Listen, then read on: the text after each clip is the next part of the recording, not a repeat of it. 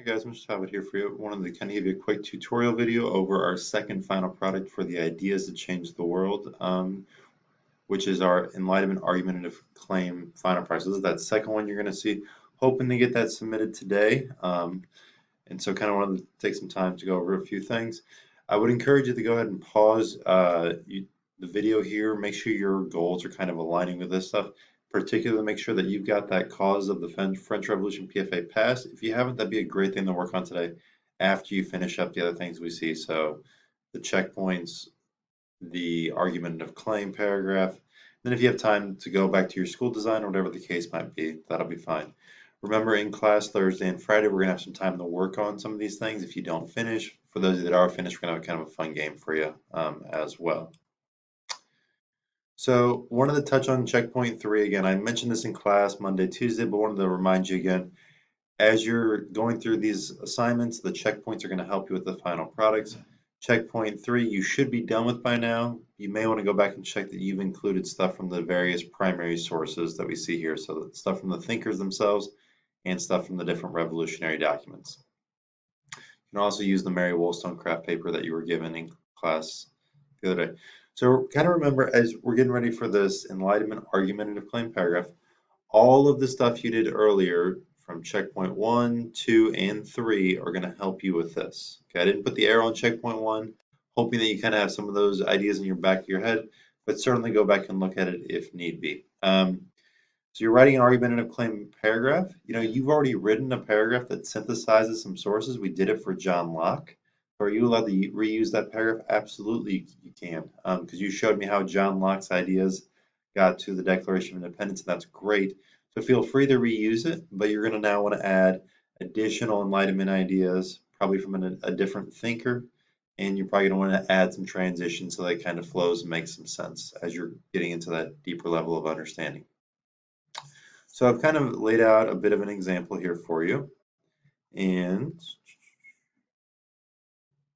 move that there so you can kind of see everything that's on the screen, hopefully. So I've got some ideas from John Locke, and I know that he talked about natural rights, and so then we found in his treatise on government, again from that primary sources in checkpoint 3, his quote that man should only have the law of nature rule him. You know, we want to have our quotes be short. So when you get to your final paragraph, you know, we're thinking a sentence or less.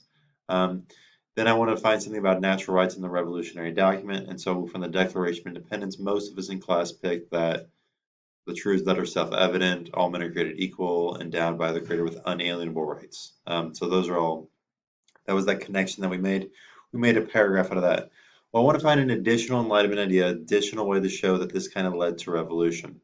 So then what I would check out would be, you know, Montesquieu, he said, you know, that we should have clear laws, you know, and you can kind of work your way across. What I thought worked better, I actually kind of went in the reverse order. So I kind of know these Enlightenment ideas in the back of my head from checkpoint 1. I might read through that again, just what I put.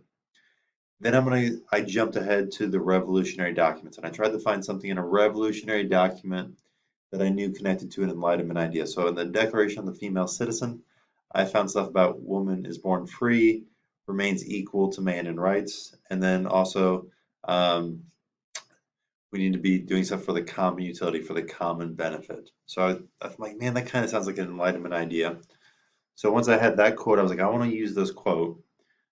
I went back and I found, okay, so Montesquieu talks about we need clear laws, that's going to be more liberty, and what I thought was really useful was that, you know, society is going to have less problems if we have those clear laws, if we have more liberty. That to me connected to that common utility from the Declaration of the Female Citizen and to Montesquieu.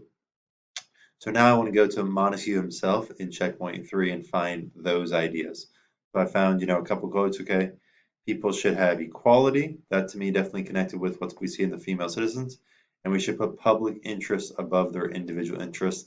That connected to the common utility in society having less problems. So those were some of the connections that I made. So again, there's a lot of ways you can go about it.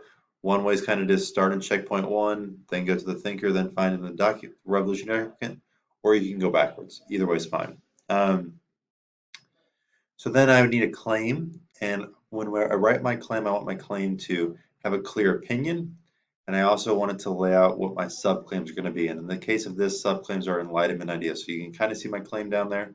So Enlightenment ideas moderately influence governments to make laws that would benefit society and protect natural rights. That was the end of my claim there. So I've laid out my natural rights subclaim, and I have laid out that we're going to have to make laws that benefit society, and that we're going to say that influences government. That clearly is going to respond and tell me how things are changed.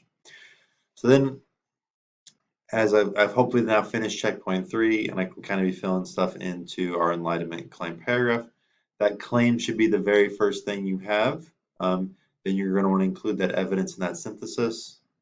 And so just kind of as you're finishing up, this is kind of a good checklist for you to use. So does your claim tell me what Enlightenment, how the Enlightenment ideas led to a revolution or how it influenced societies?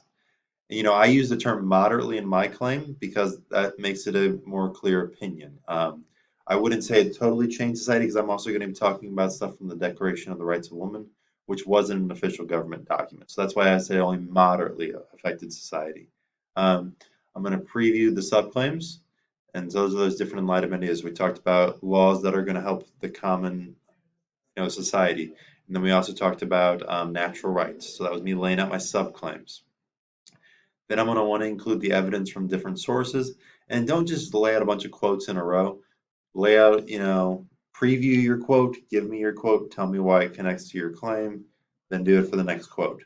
And so as you do that and kind of weave them together with those good transitions, that's how you're going to get to a higher spot on the scoring guide. And the last thing, you don't need a conclusion paragraph, just like you didn't need an intro paragraph, but you should have a concluding statement that restates your claim. That's going to help you make the relationship between your evidence and your claim clearer.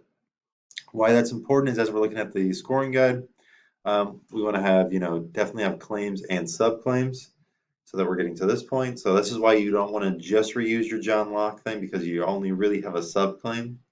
So you want to have, a couple pieces of evidence, a couple Enlightenment ideas so that you can have subclaims. You want to then tell me, okay, which one do I think is the most influential? Okay, so I would say I think natural rights influenced governments and influenced revolution more than I think the goal of making society better. So that's an argument that, again, that way it's a better argument for argumentative claim. For synthesizing multiple sources, definitely you guys should all be hitting a 3 here because you're pulling in stuff from the different primary sources. That I'm not too worried about. When we make those connections, hopefully we should all begin to a 4 here. Again, make sure that the Enlightenment thinker idea connects to what you see in the revolutionary document. And then if you can point out some differences between the sources, that's great too. So we would talk about, the Declaration of the Rights of Women. That wasn't an official government document, but the Declaration of Independence was, and that's a significant difference. That's just showing how these Enlightenment ideas influence society. All right, guys, we're going to leave it there for today. Let me know if you have any questions, and let's be getting these things done.